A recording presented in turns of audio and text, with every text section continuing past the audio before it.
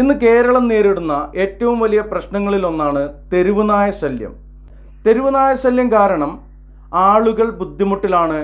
ചെറിയ കുട്ടികളെയും വയസ്സായ ആളുകളെയും എന്തിന് ആരോഗ്യമുള്ള ആളുകളെപ്പോലും കടിച്ചു പറിക്കുകയും കടിച്ചു കൊല്ലുകയും ചെയ്യുന്ന അവസ്ഥയിലേക്കാണ് തെരുവുനായ ശല്യം വളർന്നിട്ടുള്ളത്.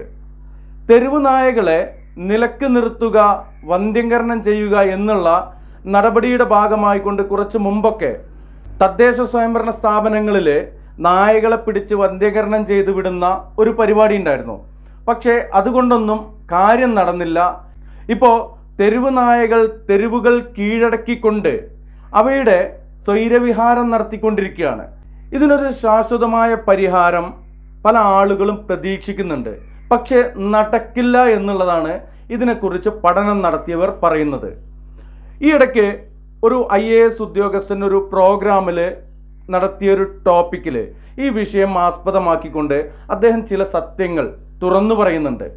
അദ്ദേഹം ഈ കാര്യങ്ങൾ പറയുമ്പോൾ തന്നെ പറയുന്നൊരു വാക്കുണ്ട്, ഇതിൻ്റെ പേരിൽ എന്തു വന്നാലും സ്വീകരിക്കാൻ തയ്യാറാണ് എന്ന് പറഞ്ഞുകൊണ്ട് തന്നെ പറയുന്ന ചില സത്യങ്ങളുണ്ട്. ഇവിടെ ആട്, കോഴി, എരുമ, മൂരി, പശു ഈ പറയപ്പെട്ട എത്രയോ പക്ഷികളെയും മൃഗങ്ങളെയും ഒക്കെ കൊല്ലുന്നുണ്ട്, ഭക്ഷിക്കുന്നുണ്ട്. ഇതിനൊന്നും ഒരു പ്രശ്നവുമില്ല നമ്മുടെ കൊച്ചു കേരളത്തിൽ. എന്നാൽ പട്ടിക്കെതിരെ തിരിഞ്ഞാൽ ചില ആളുകൾക്ക് കുരു പൊട്ടുന്നു. അതിൻ്റെ കാരണം എന്താണ്? ആരാണ് ഈ കുരുപൊട്ടുന്ന ആളുകളെ സ്പോൺസർ ചെയ്യുന്നതെന്ന് അദ്ദേഹം അക്കാര്യം വ്യക്തമായി പറയുന്നുണ്ട്. നമുക്കൊന്ന് കേട്ടു നോക്കാം. ഒരു ജില്ലാ കളക്ടർ എന്നുള്ള നിലയിലല്ല ഞാനിവിടെ നിൽക്കുന്നത്. എന്റെ വ്യക്തിപരമായിട്ടുള്ള ഒരു അമർഷം രേഖപ്പെടുത്താനുള്ള ഒരു പ്ലാറ്റ്ഫോം മഹാവിപത്താണ് ഈ നാട്ടിൽ നടക്കുന്നത്. ഇതിനുവേണ്ടി കുറച്ചു പേര് ഇറങ്ങി തിരിച്ചിട്ടുണ്ട്. ഞാനിത് കളക്ടർ എന്നുള്ള നിലയിലൊന്നുമല്ല, എന്റെ വ്യക്തിപരമായിട്ടുള്ള അഭിപ്രായമാണ്. ഇതിന്റെ പേര് പറഞ്ഞ് എന്ത് ശിക്ഷ നേരിടാനും ഞാൻ തയ്യാറാണ്. എനിക്കതൊരു പേടിയുണ്ടായിട്ടൊന്നുമല്ല. എന്താണ് ഇതിന്റെ പിന്നിൽ നടക്കുന്നത് നിങ്ങളത് മനസ്സിലാക്കണം. കാര്യം എന്ന് വെച്ചാൽ അത്രയ്ക്ക് നാശമാണ് ഈ തെരുവ് പട്ടികൾ കാരണം ഇവിടെ ജനങ്ങൾ അനുഭവിക്കുന്നത്. അത് പറയാനായിട്ട് യാതൊരു മടിയും വേണ്ട. കോഴിയെ കൊല്ലാം, ഡെയിലി രാവിലെ കോഴിയെ കൊല്ലാം, ആടിനെ കൊല്ലാം. ആട് എത്രണ്ണത്തിനെ കടിക്കുന്നു? എത്ര പേരെ കടിക്കുന്നുണ്ട്? ആടിനെ കൊല്ലാം, പന്നിയെ കൊല്ലാം, മുയലിനെ കൊല്ലാം. മുയലിന്റെ കാര്യത്തിൽ ഈയിടെ ഒരു റെസ്ട്രിക്ഷൻ വന്നിട്ടുണ്ടെങ്കിൽ പോലും മുയലിനെ കൊല്ലാം, താറാവിനെ കൊല്ലാം. പട്ടിയെ മാത്രം കൊല്ലാൻ പാടില്ല.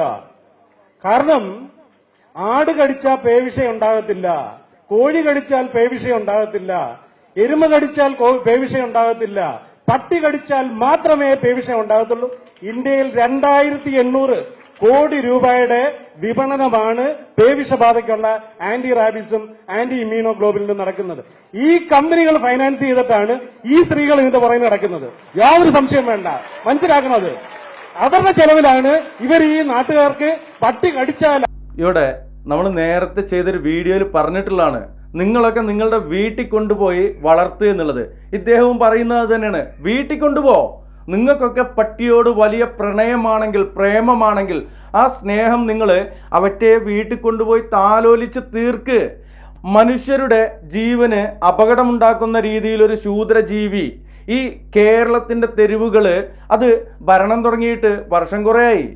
ഇതിൽ ഉദ്യോഗസ്ഥന്മാരുടെയോ അല്ലെങ്കിൽ പട്ടിപ്രേമികളുടെയോ നേർക്ക് ഇത് തിരിയുന്നില്ല. സാധാരണക്കാരെയും അതുപോലെ വിദ്യാലയങ്ങളിലേക്ക്, പ്രത്യേകിച്ച് കാലത്ത് മദ്രസയിൽ പോകുന്ന വിദ്യാർത്ഥികളെയൊക്കെയാണ് ഈ തെരുവ് നായ വല്ലാതെ ഉപദ്രവിക്കുന്നത്.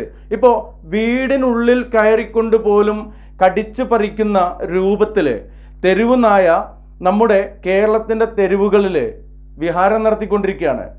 ഇതിന് എതിര് നിൽക്കുന്ന ചില പട്ടിപ്രേമികളുണ്ട്. അവരെ സ്പോൺസർ ചെയ്തിരിക്കുന്നത് ആരാണെന്നുള്ളത് അദ്ദേഹത്തിൻ്റെ വാക്കുകളിൽ നിന്ന് നിങ്ങൾക്ക് മനസ്സിലാക്കാൻ കഴിയും. ആട് കടിച്ചാൽ ആർക്കും പേളകുന്നില്ല. മറ്റൊരു കാര്യമുണ്ട്, പേയുള്ള ആടാണെങ്കിൽ കടിച്ചാൽ ചിലപ്പോൾ ഇളകും. പക്ഷേ നാട്ടിൽ പേവിഷബാധ പരത്തുന്നത് അത് ആടോ പശുവോ കോഴിയോ ഒന്നുമല്ല.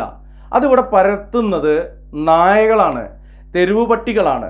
അതിനെ കൊന്നുകളഞ്ഞാൽ ഈ പേവിഷബാധ വ്യാപിക്കുന്നത് തടയാൻ കഴിയും. എന്നാൽ നായയെ കൊല്ലരുത് എന്നുള്ള ഒരു കാര്യവുമായിട്ട് കുറേ ആളുകൾ ഇറങ്ങിയിട്ടുണ്ട്. അവരെ സ്പോൺസർ ചെയ്യുന്നത് ഇതിനെതിരെയുള്ള വാക്സിനുകൾ.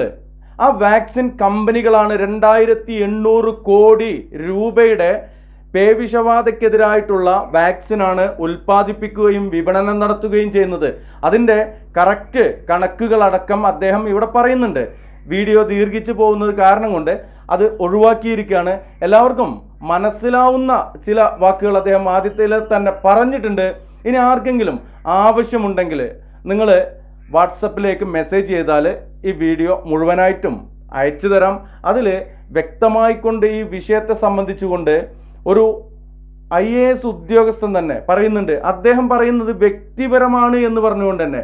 കാര്യം അത്തരത്തിൽ ഈ വിഷയം കൊണ്ട് മനുഷ്യർ ബുദ്ധിമുട്ടിയിട്ടുണ്ട്. ഒരു IAS ഓഫീസറാണ് ഈ പറയുന്നത്.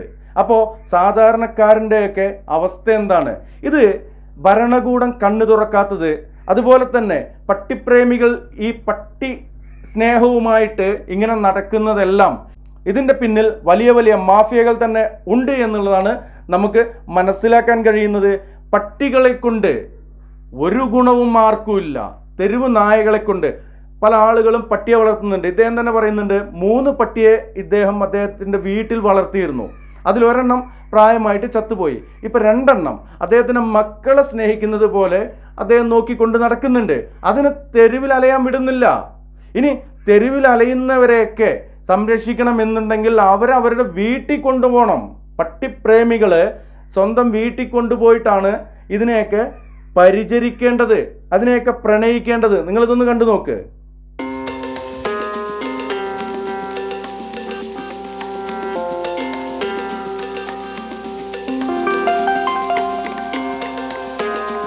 പോലെ എത്രയെത്ര വീഡിയോകളാണ് നമ്മൾ ദിനേന കണ്ടുകൊണ്ടിരിക്കുന്നത്. എന്ത് കാര്യം അല്ലേ? പട്ടി പ്രേമവും മൂത്ത് ചില ആളുകളുടെ ജീവൻ അപകടത്തിലാക്കാൻ നടക്കുന്ന പട്ടിപ്രേമികളോട് ഒന്നേ പറയാനുള്ളൂ, നിങ്ങൾക്കൊന്നും മനുഷ്യത്വം ഇല്ല, പട്ടിത്വമാണ് ഉള്ളത് എന്നുള്ളത് പറയാതിരിക്കാൻ കഴിയില്ല. അതുകൊണ്ടാണ് ഇങ്ങനെ പറയുന്നത്. ഈ വീഡിയോ വൈൻഡപ്പ് ചെയ്യുന്നു. അടുത്തൊരു വീഡിയോയിൽ മറ്റൊരു വിഷയമായിട്ട് കണ്ടുമുട്ടാം. അതുവരെയ്ക്കും സൈനിങ് ഔട്ട്, മൻസൂർ മണ്ണാർക്കാട്.